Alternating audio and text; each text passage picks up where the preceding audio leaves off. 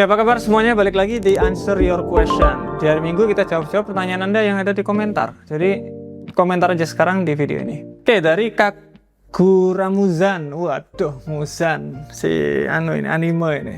Sama-sama salam kenal trader pemula. Salam kenal. Saya sudah mendaftar akun Sen. Saya minta saran kalau pakai leverage 1/500 apakah sudah baik dengan modal saya 1 juta? Semoga dijawab. Jadi leverage di sini kalau bisa dikecilin aja. Kenapa? Leverage itu membuat kita bisa entry lebih banyak, meresikokan lebih banyak. Jadi contoh nih, modal saya 1 juta, dikasih leverage 1/100, berarti $100 tadi, ini $100 tadi dikali 100% kan berarti.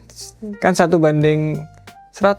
Berarti teman-teman bisa 10.000 atau mentok di 0,1. Sedangkan satu lot di sini itu sebenarnya kita butuh uang 100.000 USD. Jadi kalau teman-teman itu trading hanya dengan modal $100 kok bisa open satu lot mas saya mas ya, karena leverage-nya besar.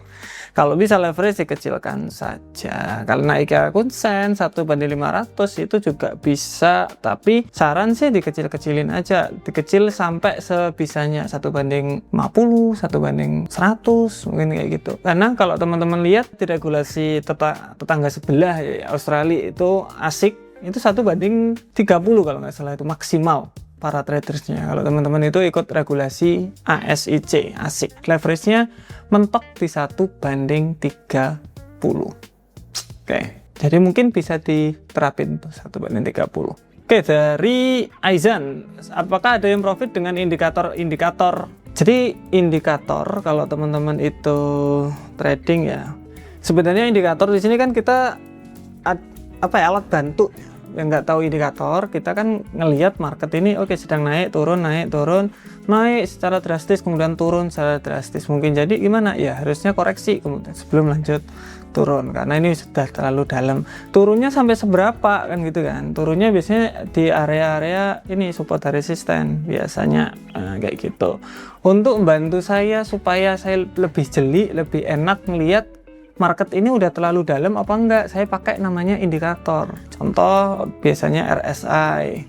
Kalau RSI-nya itu di bawah di sini nih, di bawah berarti ini harga sudah terlalu murah, banyak orang bisa beli di situ. Atau kalau yang di atas berarti terlalu mahal, harga langsung drop. Gitu. Tapi banyak ini terlalu mahal masih naik. Dropnya hanya sedikit kemudian naik lagi ada. Karena tidak selalu ya keakuratannya nggak selalu 100% karena ini based on data sebelumnya, indikator. Apakah ada yang berhasil?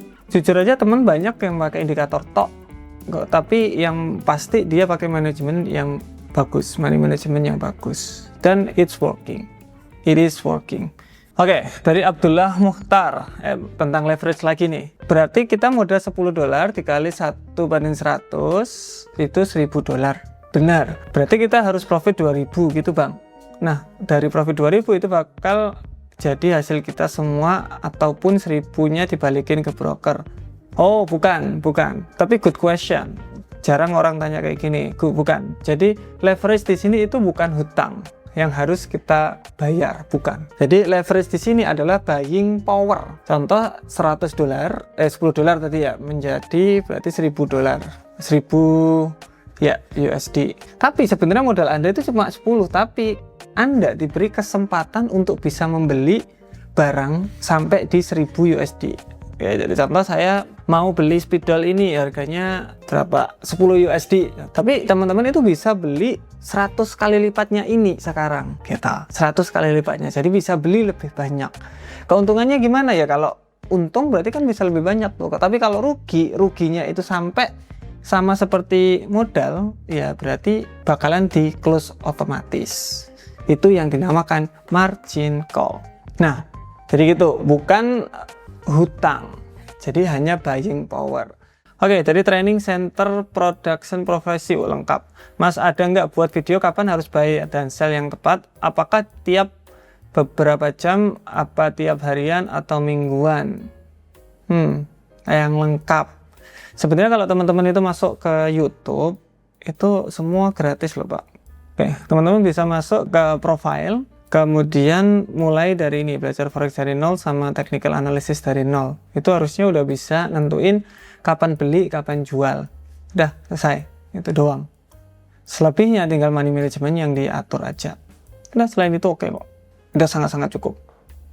Oke, dari zona liar fishing. Izin bertanya Mas, selalu belajar tentang trading karena saya takut sekali dengan keuntungannya menjadi haram, makanya sampai sekarang belum berani untuk terjun di dunia trading. Apakah leverage atau swap itu menjadikan haram Mas? Itu kata teman saya begitu soalnya. Mohon ini masing-masing ya. Kalau emang leverage nggak suka atau pengen nggak pakai leverage bisa, berarti harus main di spot.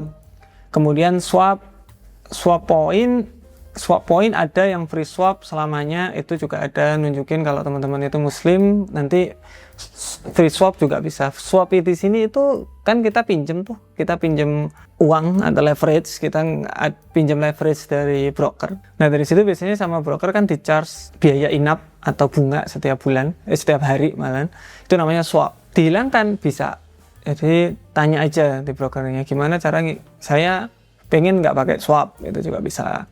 Terus kalau teman-teman itu leverage, nggak pengen leverage, ya mungkin emas, kan kita trading sering emas, beli aja emas fisik, nanti jual belinya pakai emas fisik, tapi technical analysisnya tetap aja kayak biasa, technical analysis sama. Jadi sebenarnya belajar trading di situ nggak ada ruginya. Jadi teman-teman kan belajar technical analysis, belajar ekonomi, belajar fundamental makro, mikro, itu buat apa? Ya kita bisa lihat sebenarnya gimana sih dunia ini, sebenarnya kira-kira prediksi emas itu bakalan kemana sih. Nanti belinya itu terserah. Teman-teman pakai future, teman-teman pakai spot namanya kalau nggak pakai leverage, itu juga sangat-sangat bisa gitu. Oke? Jadi macam-macam. Kalau memang perspektifnya kayak gitu bisa. Dari Nanuah, saya los mungkin udah sekitar 20 jutaan lebih dari 8 tahun yang lalu, masih kuliah trading pakai uang beasiswa. Kawan. Oke, mulai dari binary option terus trading future crypto ini sangat-sangat agresif sekali karena binary option ya kan. Kemudian future di crypto. Kalau future itu pakai leverage teman-teman ya. Kalau spot itu langsung beli. Contoh beli Bitcoin, langsung beli dengan uang yang dia punya. Jadi contoh aku punya uang $100, ya wes aku beli $100 Bitcoin. Kalau future atau pakai leverage itu contoh dikasih 10 kali lipatnya, 100 kali lipatnya. Jadi teman-teman itu punya uang $100, belinya itu 100 kali lipatnya. Buying powernya lebih besar, bisa membeli lebih banyak. Tapi kalau minus ya itu margin call bisa jadi. Nah itu future. Makanya agresif sekali ya. Nanuah ini udah bisa mulai profit trading call walaupun masih 1/10 dari total loss yang lalu, nggak masalah. Jadi kalau 1/10 balik lagi ke survival mode dulu kan.